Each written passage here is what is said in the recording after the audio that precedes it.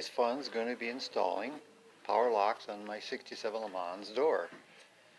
First I have to pick out a good spot to put this actuator, and it looks like it's going to be about right here because it has to line up with the lock and unlock rod. So it involves this connector link and hardware to connect it to the door lock rod. Now for this one, it's got a little relief here in the door, so this can't go up. This is going to go to the inside. This can't sit flat on the inside, so I had this piece of plastic and I cut a couple small spacers, and I will super glue them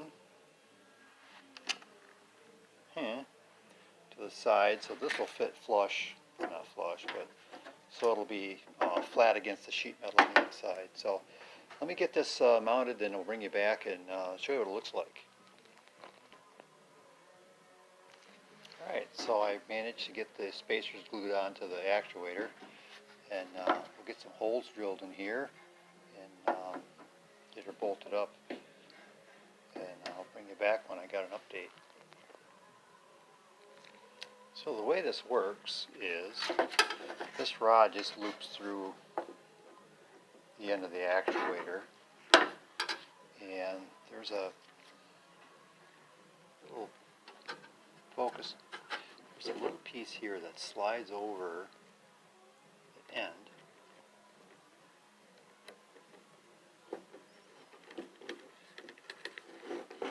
Like that. And they shorted me a screw. So anyway, there's your lock rod from your door lock.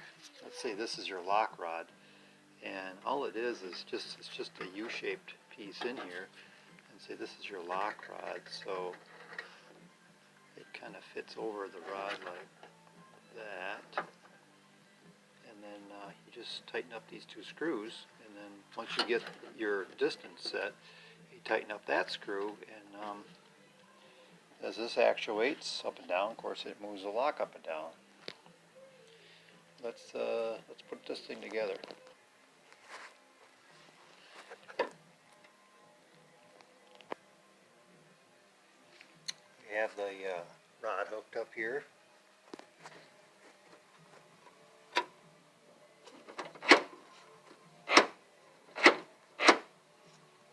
And next, to drill a hole about right there on the wires through.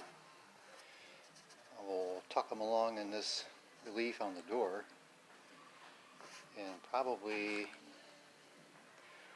run them out through the end of the door to tie into the harness.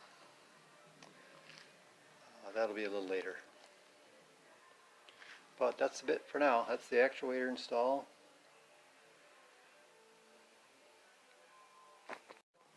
I'm a firm believer in solder versus just butt connectors, but this is what I've always done, and then I just buy my shrink tube in bulk and cut it up and put it in there like that. So if we were to slide this over,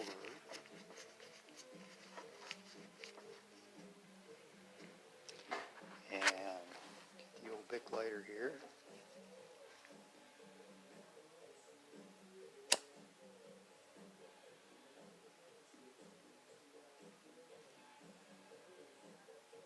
that. Let's try that again. Maybe better camera work this time. I'm not used to doing this one-handed. How do you guys do that? I need more practice.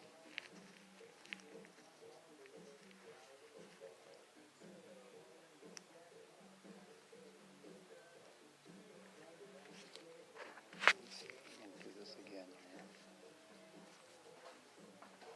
Come on. Just line up here.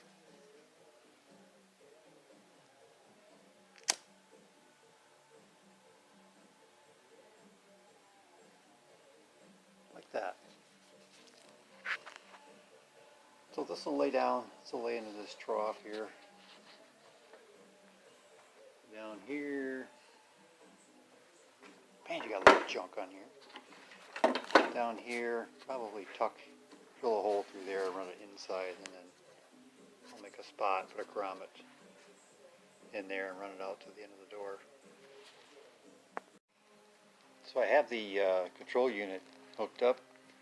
It came with 2 remotes,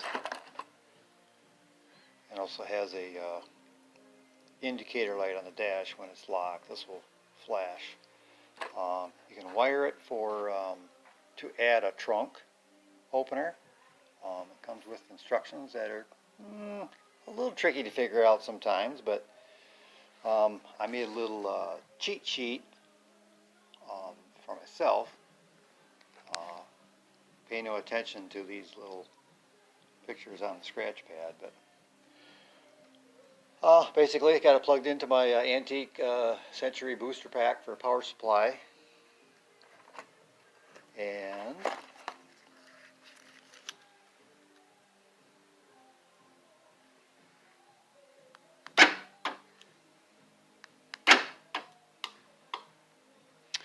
so you can wire it to your parking lights on the car, so it'll flash once for lock and twice for unlock. You probably heard that thing click there when I did it. So yeah, all in all, pretty good setup.